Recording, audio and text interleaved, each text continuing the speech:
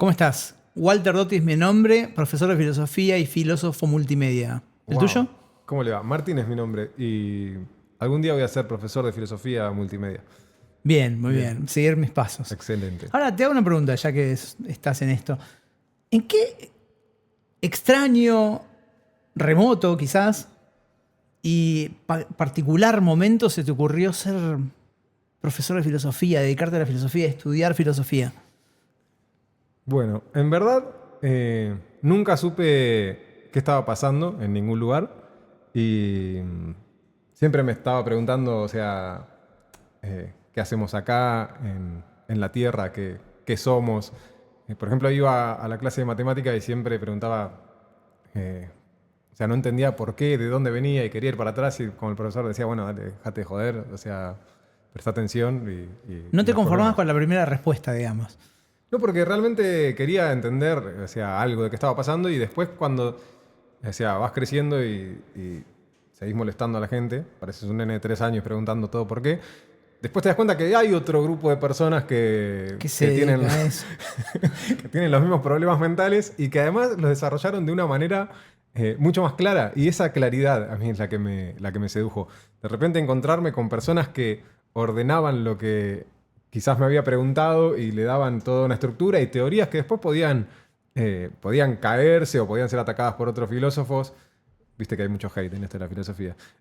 Bueno, podían ser atacadas, pero como que seguían una línea y eso me gustó. Y siempre además que me llegó como una especie de arte sanadora. A mí me tranquilizaba, es algo que disfruto mucho. Hoy en día me, lo disfruto más allá de lo que pueda aprender o no. El acto de estar ahí entre esos pensamientos me hace sentir más en un lugar Es raro pensar en la agradable. filosofía y asociarla al disfrute porque en realidad uno siempre empieza como padeciendo, ¿no? La pregunta se padece.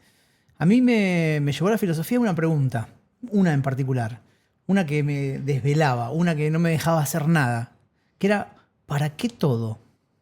¿Para qué todo, Martín? ¿Para qué todo? Para- ¿Y descubriste algo o estamos en eso? Y en realidad la búsqueda inició de modo informal, luego se profesionalizó, podemos decir así, pero sigue rebotando en la cabeza como un eco que no me deja dormir. ¿Para qué todo? Unamuno, que era un filósofo español, decía algo así como, si del todo morimos todos, ¿para qué todo? ¿Para qué todo? ¿Nunca tuviste esa sensación de agobio frente a la idea de que te vas a morir? Muchas veces, o sea, crisis existencial, o sea, algunas veces más ordenada, de decir justamente pensar para qué, no encontrar una respuesta, tratar de darle un sentido y otras veces directamente llorar y hacerse bolita a las 3 de la mañana generalmente.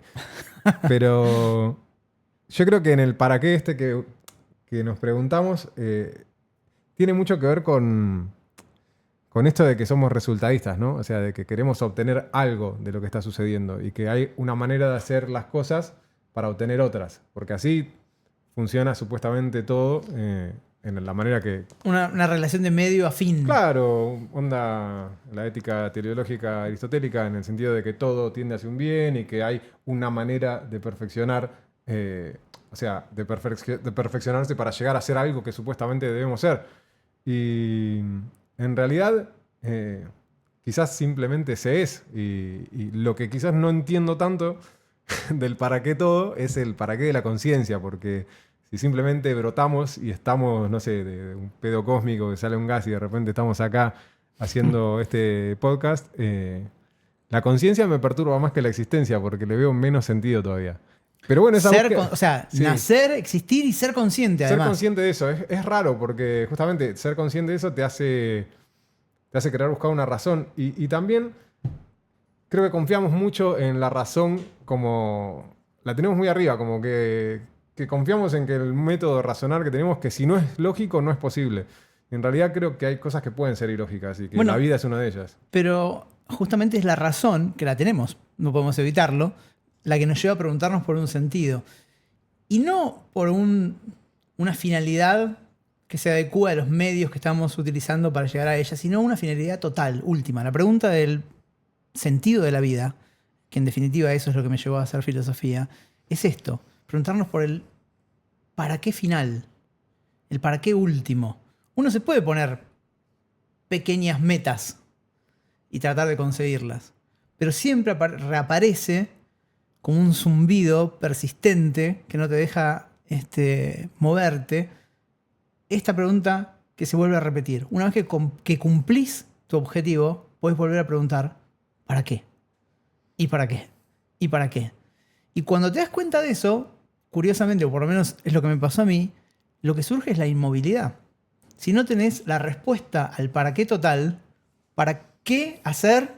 ¿No? ¿Para qué llegar a las metas parciales? Sí, me hiciste acordar de un dicho muy poco filosófico que dice, ¿cómo andás? Cuando te preguntan cómo andás, decís, tirando para no vender la escopeta.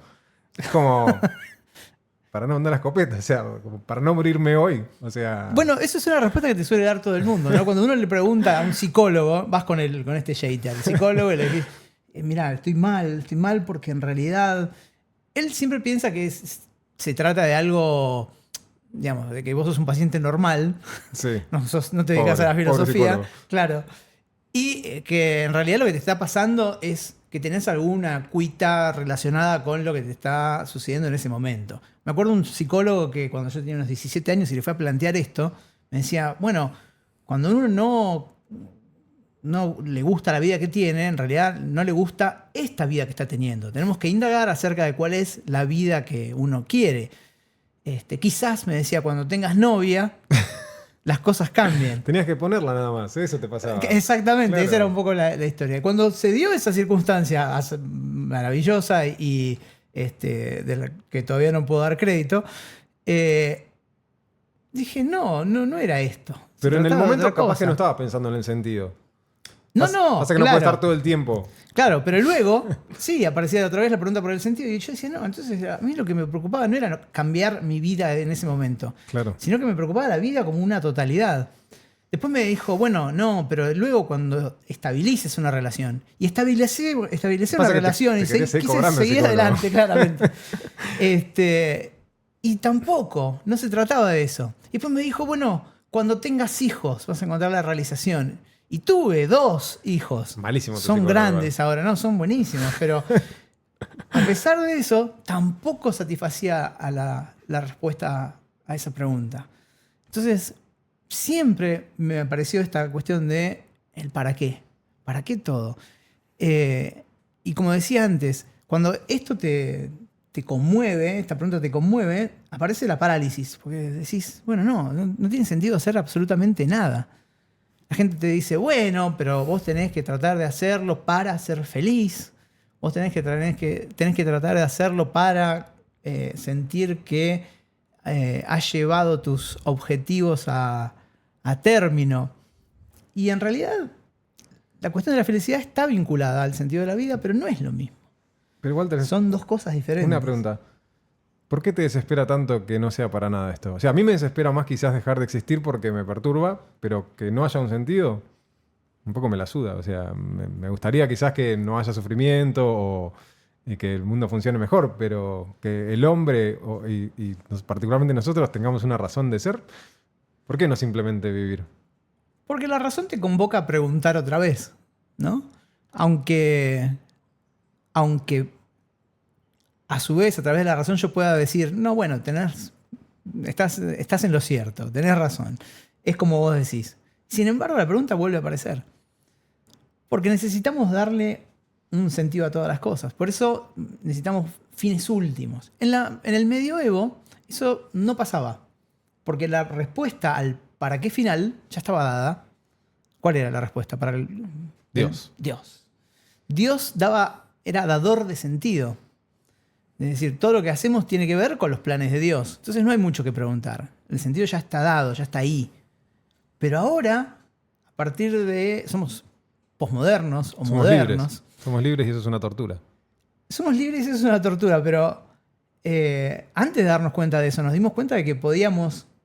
de que no había un sentido dado o que el sentido no estaba en la vida misma, sino que es algo que le agregamos nosotros a la vida. ¿No? El sentido, así como el dolor. ¿Existe el dolor? Claro, ¿cómo no va a ¿Sí? existir el dolor? ¿No? Parece lo más cierto del mundo. Cuando te duele algo. Y sí. Pero en realidad, fíjate que no es algo objetivo. Es Es decir, vos te estás muriendo de dolor y el resto está bailando una polka alrededor tuyo, no Pero pasa porque no les nada. duele a ellos. Claro. Entonces, ¿es el dolor algo existente realmente? ¿Es el dolor algo que pertenece al mundo o pertenece a mí que estoy en el mundo? Es Y- algo subjetivo. Me cuesta, o sea, me acerca más a tu pregunta quizás el dolor emocional. Es más impalpable todavía. Sí, pero el físico, El físico ¿no? también, es verdad. ¿No? Es absolutamente personal, propio. Ahora, ¿no pasará lo mismo con el sentido? El sentido por ahí no es algo que forme parte del mundo, de la realidad. No es algo que esté ahí, o que esté más allá, sino que es algo que está más acá, que está en nosotros. ¿Nos están Lo tenemos estafando los de que las dar anestesias, decís? nosotros. ¿No curan nada? No curan nada. Bueno, nos curan a nosotros. Por eso digo, fíjate, en la anestesia es un buen ejemplo. En ese caso uno se da cuenta de que en realidad ese dolor no era nada real. Estaba pasando solo en nuestra mente. Anulan los receptores de Pero ¿por qué nuestro llamás sistema que... nervioso. ¿Por qué si para- pasa en nuestra mente no es real? Ah, muy bien. Eso está muy bien. Digo, sí es real para mí. ¿Y qué Pero no es qué real, es real? en sí. ¿No? ¿Hay algo real en sí? Porque eso está asumido sin poder conocerlo. Es medio raro. Es como... Bueno, dice que podemos existe si nunca lo asumir pudiste una conocer. ontología general que supone que hay un mundo ahí afuera. Pero ese mundo seguramente carece de sentido. Nosotros nos vemos impulsados a eso. Vos hablabas recién de Aristóteles y de que Aristóteles hablaba de que había una teleología y que tenemos que tratar de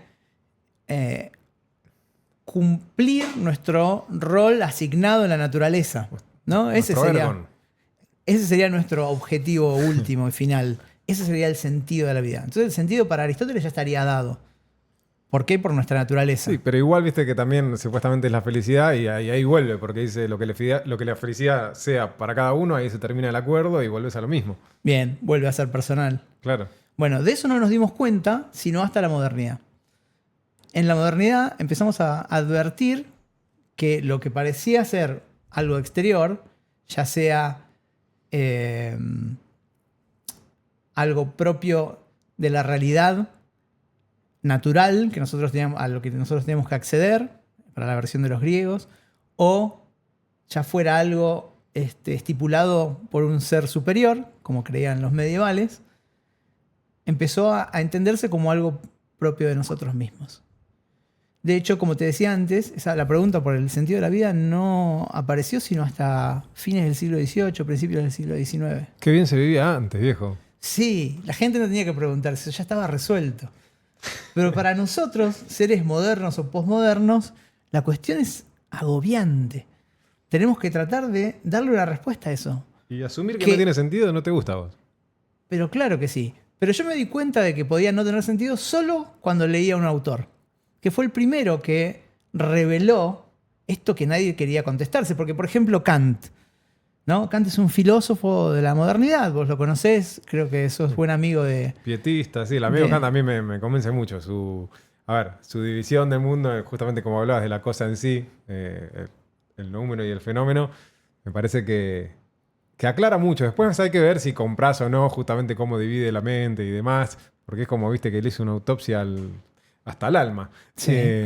Pero bueno, el hecho de presentar un mundo que hay y que todo es una interpretación, en realidad eso, que todo es una interpretación, inclusive nuestra lógica y todo lo que planteamos como real no dejan de ser acuerdos entre lo que nos entendemos. Los demás seres de este planeta le importa un huevo nuestra lógica, nuestro sentido, porque ni Bueno, siquiera pero al menos lo él pueden encontró figurar. cierta objetividad humana Claro, para los humana, actos, ¿no? sí. Él decía que en realidad el sentido estaba puesto en cumplir con el deber.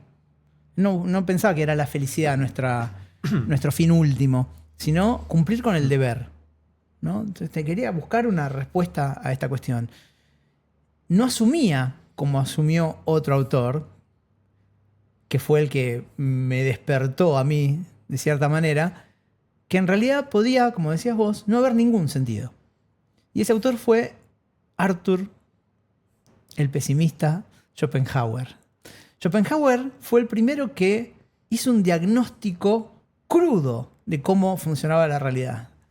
Y dijo algo así como que, en realidad, todo esto, me refiero a la vida, todos los esfuerzos que hacemos, todas las búsquedas, todos los desafíos, todos los proyectos, en realidad tienen como corolario, como finalización, el sinsentido, la nada.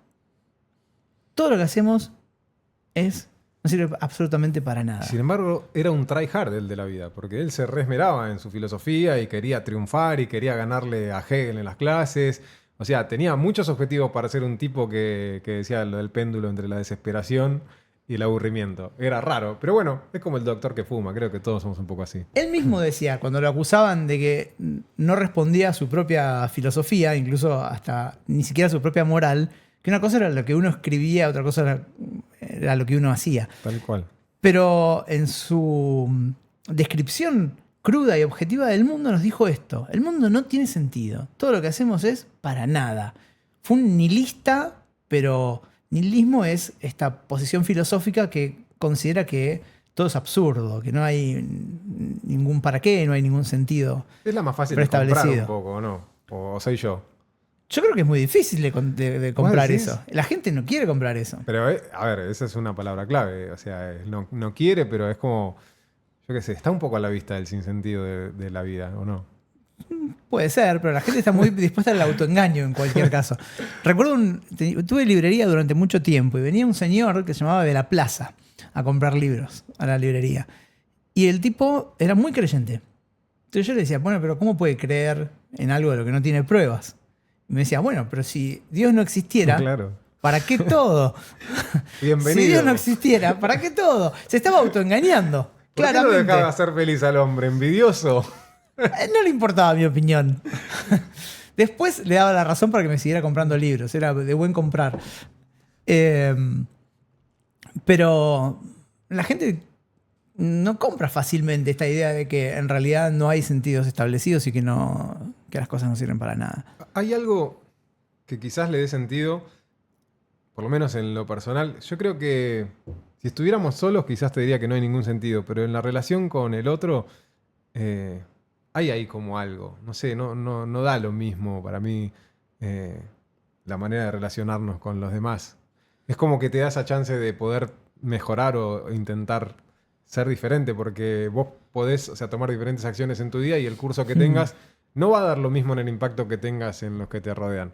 Entonces, creo que el que haya otros seres con quienes relacionarnos, no te digo en algo resultadista, pero quizás en el periodo que estamos, sí podés encontrar un sentido a la manera en que se desarrolla tu vida. Quizás no al hecho de que hayas vivido. Pero eso es importante para nosotros. Vuelvo a lo mismo de antes. Pero es importante en sí.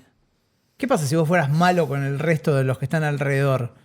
¿Cambia, digamos, al indiferente universo? ¿Le cambia algo? No, para nada.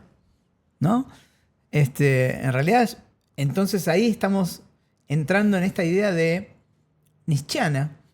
Porque Nietzsche va a ser a quien le conteste a Schopenhauer o quien haga algo con ese diagnóstico que dio Schopenhauer.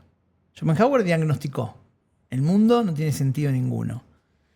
Todo lo que hay son pulsiones de una voluntad que nos trasciende y que tiene como único objetivo cumplir con su mandato. con su inmanente tendencia a continuar siendo. Nada más. Eso es todo. Pero no hay un para qué final. Y había que, frente a ese diagnóstico, hacer algo.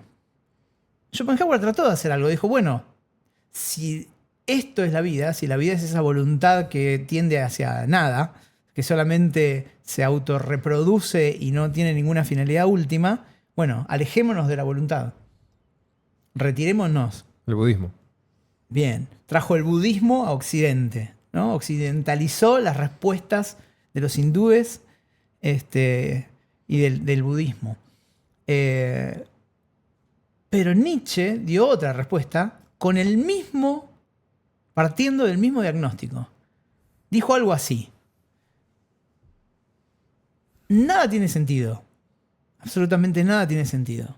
Tiene razón Schopenhauer. No hay que tildarlo de viejo pesimista y cabrón.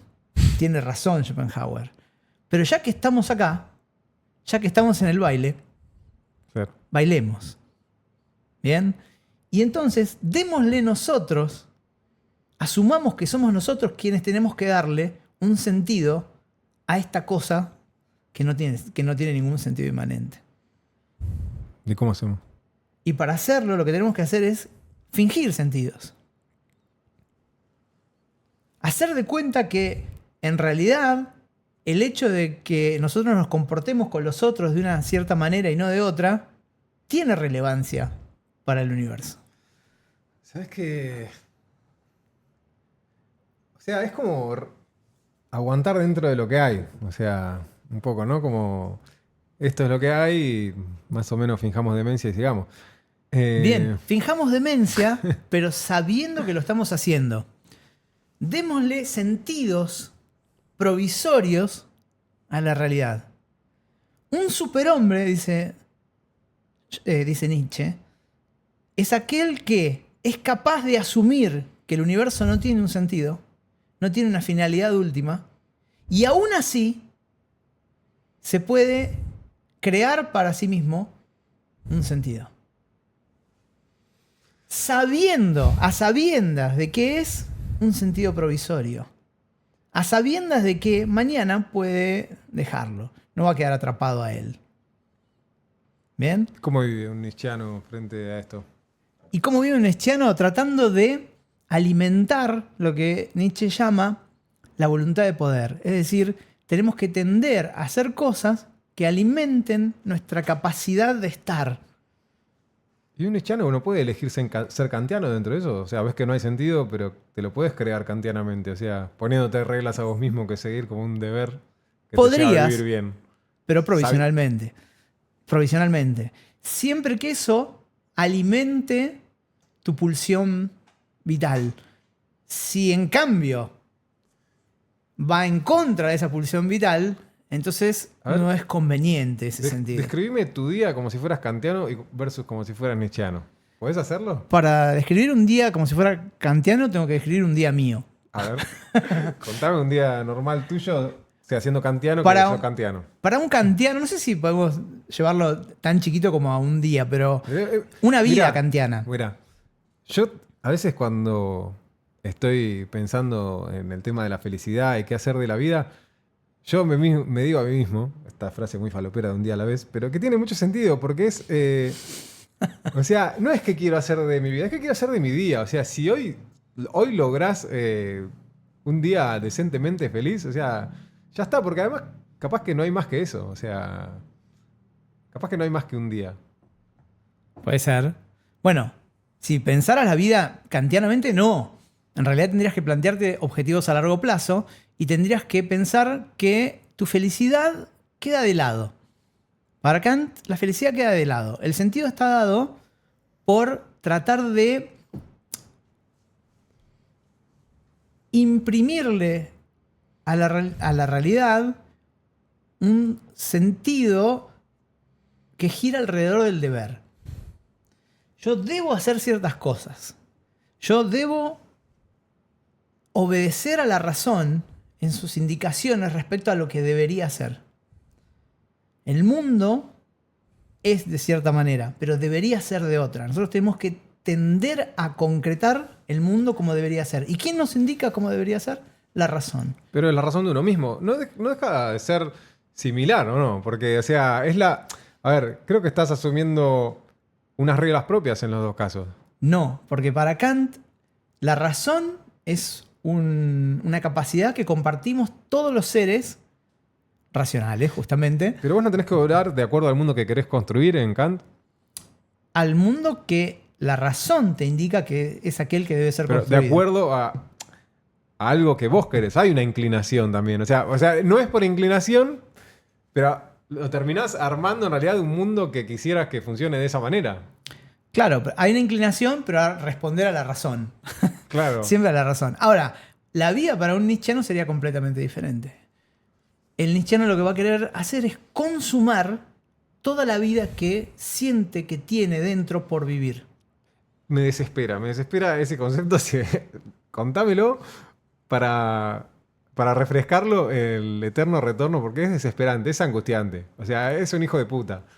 Porque O no, o es liberador. te invita a vivir libre, pero te está diciendo, fíjate que si pisás en falso, te cagaste para siempre y no una vez. 10 millones de veces. ¿Cómo es? Decímelo bien, así. La idea básicamente es la siguiente. La idea, o mejor dicho, el mecanismo literario que utiliza Nietzsche para despertar esta idea de que uno tiene que consumar su deseo es, como decías vos, la idea del eterno retorno. ¿Qué dice la idea del eterno retorno? Dice esto: imagínate, concebí la posibilidad de que esta vida que estás viviendo ahora, y así como la estás viviendo, con tus decisiones, con las decisiones que has tomado, con las perspectivas que tenés, con los días que has perdido o los días que sentís que has ganado, va a repetirse una y otra vez, y así infinitamente. ¿Qué sentís?, preguntaría él, cuando concebís la vida de esa manera. Y siento algunos highlights, un montón de nervios y presión para lo que queda, porque me da una ansiedad terrible.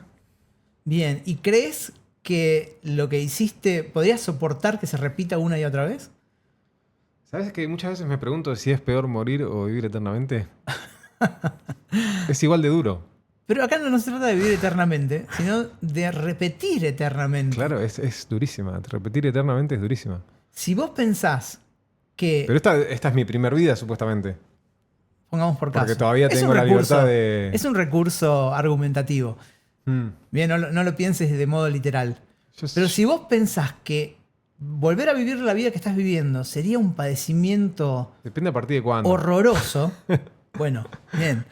Si vos pensás eso, en realidad quiere decir que vos no estás haciendo de tu vida aquello que desearías hacer. Estás viviendo por el deseo ajeno. Sí. Y eso es terrible. Entonces, a lo que te invita Nietzsche es que te saques el corset del deber y que vos puedas vivir de acuerdo a tu propio deseo. Liberador. Sí, pero como que también te mete presión, ¿no? Claro. Bueno, no es fácil. Sí, no digo que va a ser un... Yo me esfuerzo bastante conscientemente en intentar ser auténtico. Vivir de acuerdo a lo que uno siente y el estilo de vida que querés tener. Muchas veces pagás un precio, pero creo que es mucho más alto el precio de no vivir de acuerdo Totalmente. A uno mismo. Todo tiene un precio. Sí. Vivir la vida que uno quiere y no vivir la vida que uno quiere también tiene un precio. Exacto. Bien, entonces Nietzsche te invitaría a esto. Ahora, si ante esta invitación vos decís, fenómeno, mi vida se va a repetir otra vez y otra vez y otra vez, quiere decir que vos estás consumando toda esa vida que tenías dentro para ser vivida. Igual es extremista, ¿no? Porque hay momentos en la vida que decís que se repita siempre igual y esto, por favor, bueno, es más en la puta vida. Es un modelo, pero uno tendría que tender a tener una vida que quisiera volver a repetir. Sí. ¿Bien? Sí. Y el sentido va a estar puesto ahí. ¿Y vos teniendo esto encima te considerás súper kantiano? Es que una cosa es decirlo y porque otra lo vendés hacerlo. muy bien. Sí. Tengo ganas de salir a vivir ahora. Y vos me decís que sos kantiano. No es tan fácil salir a vivir. Tomaron el guante de Nietzsche otros pensadores en el siglo XX, que fueron los existencialistas, los más comunes, los que me vienen rápidamente a la cabeza. Sí, el mundo es lo que es. Camus, ahí está. Sartre, Heidegger, ¿no? Y Unamuno. Y Unamuno también. Podría estar dentro de la lista. Hay muchos dentro de la lista. Quería meter uno, perdón, quería participar. Está perfecto, me parece excelente. Ellos tomaron el guante de Nietzsche, ¿no? El existencialismo, cuando hablamos de tener una... Vos hablabas al principio de tener una crisis existencial. Sí. Estamos haciendo referencia Cada martes. A este pesimismo propio de los existencialistas, que abreva de fuente schopenhaueriana, un poco más lejos, y nietzscheana también. Pero le da otro sentido. Porque lo que van a decir ellos es, bueno, es cierto, la vida es un absurdo, nada tiene sentido, pero nosotros en ese absurdo podemos configurar una vida tal y como nosotros queremos. Ahora, tener la libertad de poder hacer eso genera no liberación, no felicidad, sino angustia. Angustia. Es angustiante porque nos lleva hacernos responsable de cada acto que realizamos, de cada decisión que tomamos. Pero lo que nos hace humanos justamente es tener esa libertad. Sí. Qué curioso. Lo que consolida nuestra esencia como seres humanos es aquello que nos genera tanto peso y tanta responsabilidad que a la vez lo rechazamos. Es terrible. Además que vas arruinando todo el tiempo con la libertad.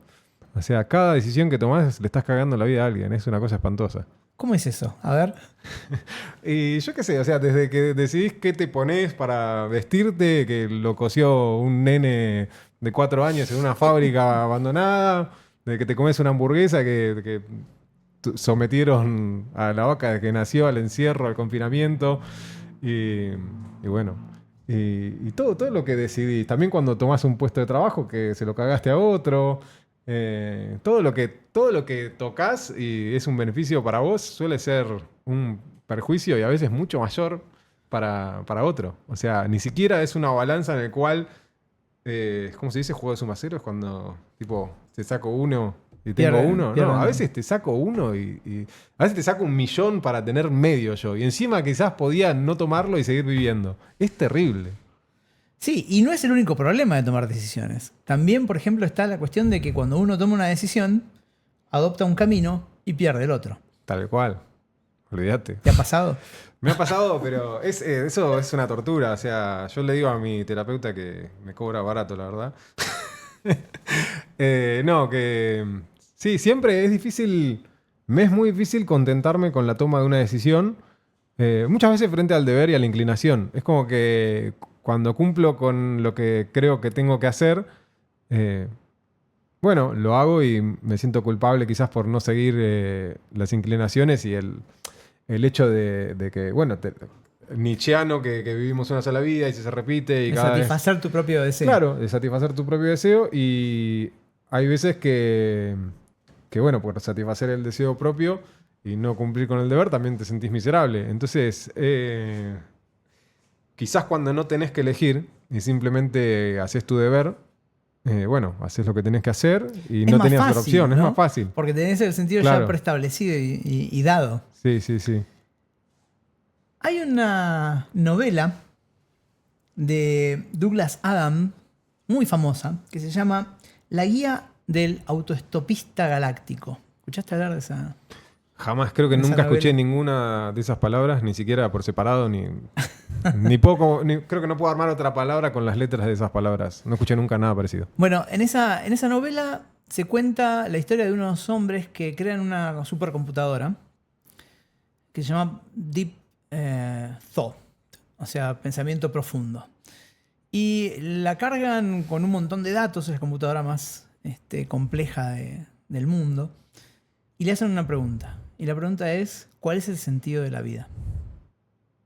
Y entonces la máquina empieza a elucubrar distintas, como si fuera una IA, ¿no? Sí, Podemos decir ahora, ¿no? avanzados. Empieza a pensar cuál puede ser el sentido de la vida y va pasando el tiempo y la computadora no responde.